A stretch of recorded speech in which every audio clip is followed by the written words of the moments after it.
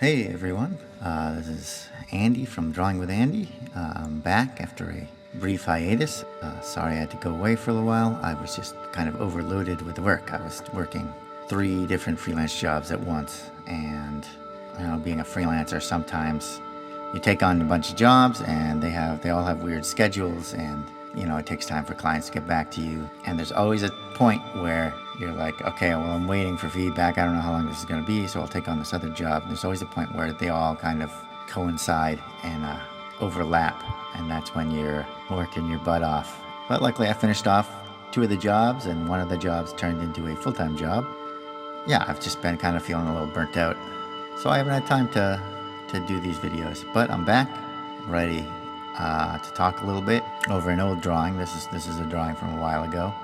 I think this is from last October. This was part of Inktober. And in my last video, I asked if anyone had anything they wanted me to talk about. And I got a few people actually ask me some questions. And I was super delighted to see some comments and read people's questions. And they're all great ideas, and I'll probably incorporate them into future videos. So I think today I'm going to answer John Charles Bricker's question. He said he wanted to hear stories or thoughts on the genesis/early days, the beginnings of my career. And so I think since I started talking about what's going on presently in my career, I will now talk about kind of the beginnings of my career.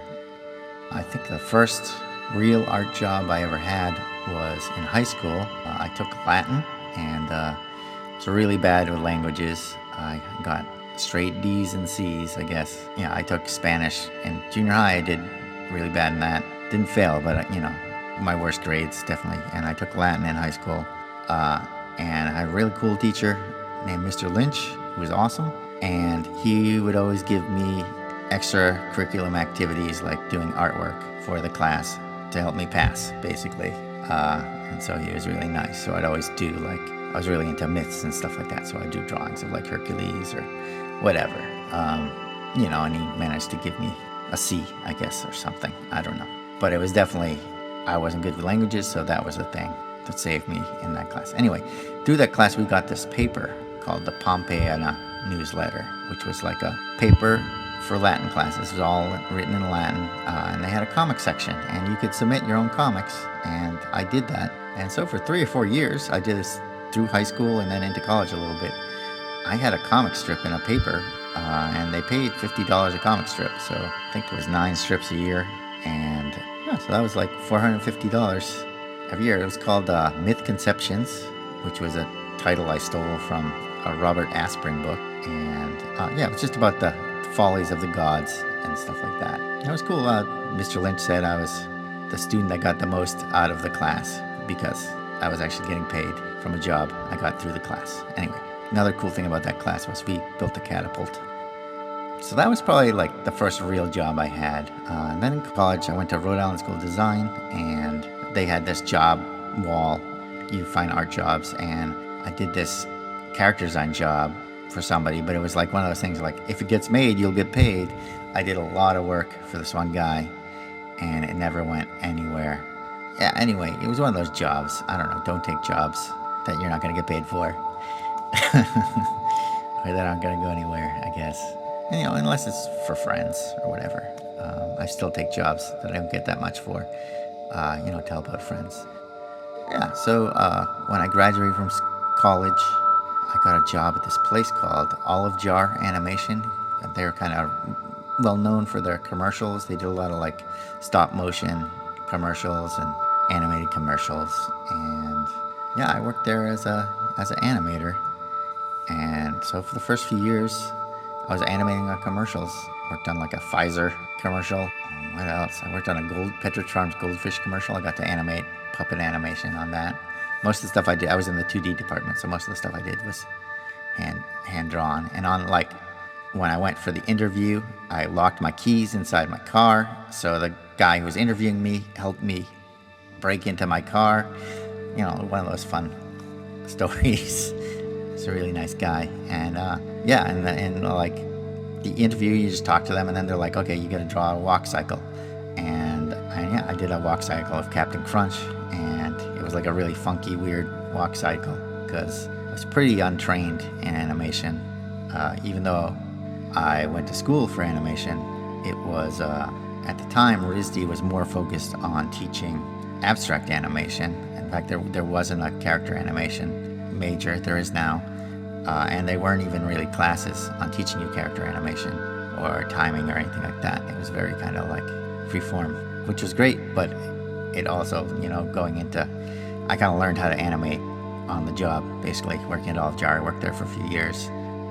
I worked on this thing called Sun Fizz. It was like a Sprite commercial with this orange sun jumps out of a bottle, and then it turns into like a horror movie trailer, basically, because the people are so horrified that something jumped out of their bottle of Sun Fizz. Yeah, and then, while I was working there, I worked on my first comic, which was called Life of a Fetus, which has been collected, and the collection is called Escape from Dullsville. And yeah, I drew the first 2 issues there, and then I found a publisher, and I got it published, and Slave Labor Graphics. Right around the time that got published, that was around 1999, I moved out to California, to San Francisco. And out in San Francisco, I ended up working at this place called Red Sky Interactive. And I was kind of like their in-house 2D animator. I did a little bit of design work, but mostly I was doing like Flash animation and After Effects animation. That was a neat time. It was right before the bubble burst. And and actually, Red Sky found out about Olive Jar through me, and they ended up buying Olive Jar, and then they were bought by this bigger company called Euphoria. And then while that was happening, I moved back to the East Coast. I was in San Francisco for like a year, and I don't know, I kind of had like a bit of a nervous breakdown out there for multiple reasons, which maybe I'll get into in another video. I probably already talked about it a little bit in some of my earlier videos. But yeah, so I moved back to Boston. That's where I'm from, Massachusetts. Olive Jar was in Boston. I think I forgot to say that. And I worked at Olive Jar again, but this time it was Red Sky.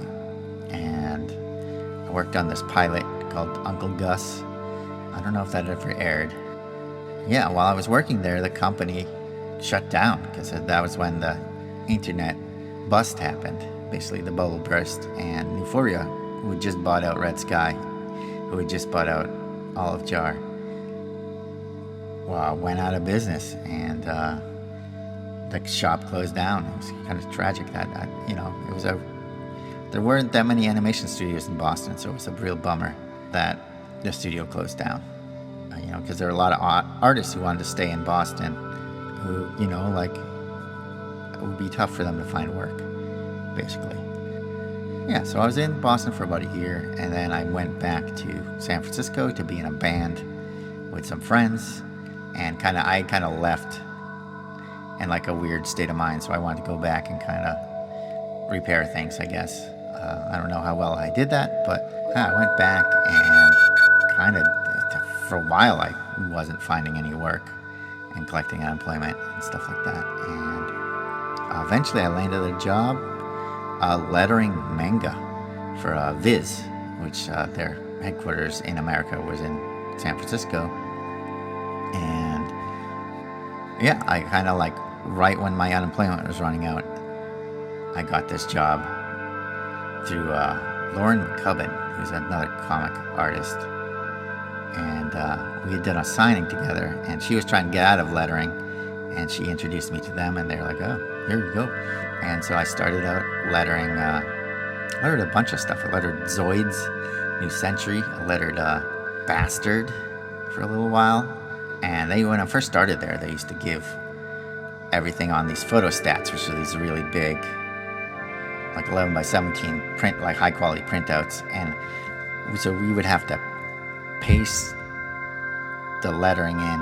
Like I would basically use a computer to type up the lettering, print it out, paste it in, and then I would draw. You also have to replace the sound effects. This is back before they started printing Japanese comics from right to left. Instead, they flipped everything left to right for American audiences, and they would redo all the sound effects. They'd translate all the sound effects, so you'd have to redraw sound effects. And so I was making the sound effects and sticking them on, and then cleaning up the artwork. It was a real pain in the butt. So I was kind of hey, can I scan these in and do everything in the computer, because it was much easier. Because I was already kind of making all the sound effects and the lettering in the computer, but I would print it on sticker paper and then cut it out with an X-Acto knife and paste it over. Yeah, and it just seemed like a very backwards thing. I was like, oh, if I can do this in the computer, I can do it really quickly. And I did that for a while. I convinced them to let me do it, and did a bunch of comics. I did Digi Sharat, Murray Puri, Bleach. That was one of the bigger comics I got to letter. I did like 15 volumes of that. I did Fashugi Yugi. I don't know if I'm pronouncing any of these things correctly, so sorry if I'm not. I think the funniest book I got to work on was Prince of Tennis, which is about this kid who was unbeatable at tennis in junior high school or whatever. So that was really cool. I met a lot of cool people through there. A lot of people interested in comics were working there, and a lot of cool comic people in San Francisco too. Yeah, so I did that for like 4 years, and then I started working for this company called Leapfrog. They do like children's learning games, and so I was doing design and animation, mostly in Flash there, and I worked on and off for them for a bunch of years. And again, I met a lot of cool people through Leapfrog too. People who a bunch of people started their own studio called Ghostbot, and it's cool. You kind of like meet people, and then you like all go off in your own directions and come back. It's really neat. I met some friends I met at Leapfrog. We ended up getting a studio space together inside another company. They had an extra room, and so we would all set up there and work, and that was really neat to share a studio with 3 or 4 other artists I liked and admired. And that was when Adventure Time started to come out. So I kind of went from there to Adventure Time. While I was working at Leapfrog, I was applying for the Adventure Time jobs, and eventually I got that. And since I've been on Adventure Time, I've had really steady work in LA. So that's pretty much kind of quick synopsis of my career. It's kind of roundabout and all over the place. I could get into more details, but it's always a circuitous route, I think, in people's careers. It takes weird turns and stuff like that. And so I hope that answers your question, John Charles Bricker. And if anyone else has a question, please leave a comment in the space below.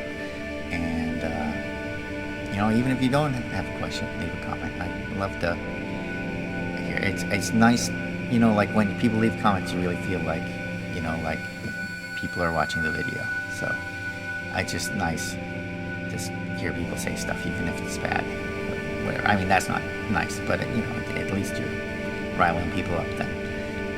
The music for this episode was actually another thing I asked for last episode, is if people want to submit music, like some shorter songs, and then also like I'm mostly looking for, longer stuff, like 10 to even 30 minutes is better, because I like to talk, and something more atmospheric, like what we're listening to right now.